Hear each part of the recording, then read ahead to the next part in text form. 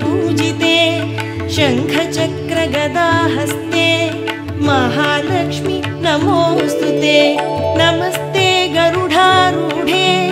डोलासुरभयङ्करी सर्वपापहरे देवी महालक्ष्मी नमोऽस्तुते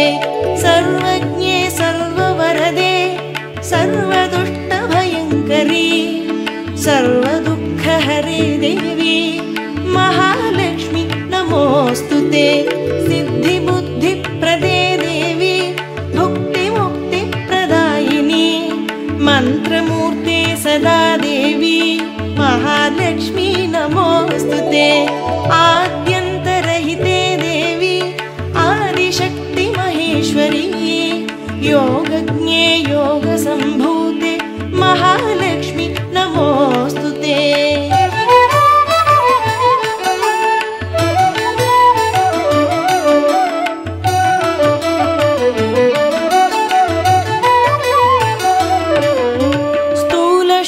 महारौद्रे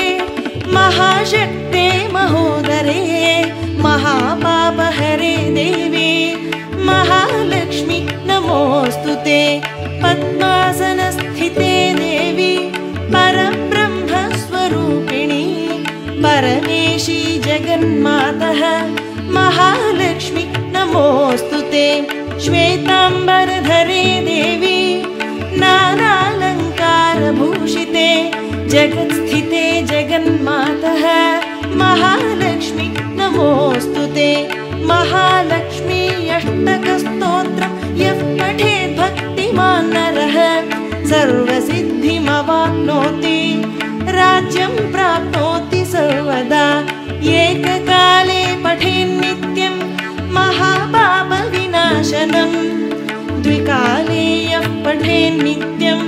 धनधान्यसमन्वितः त्रिकालं यः पठेत् नित्यं महाशत्रुविनाशनम् महालक्ष्मीर्भवेन्नित्यं प्रसन्ना वरदा शुभा।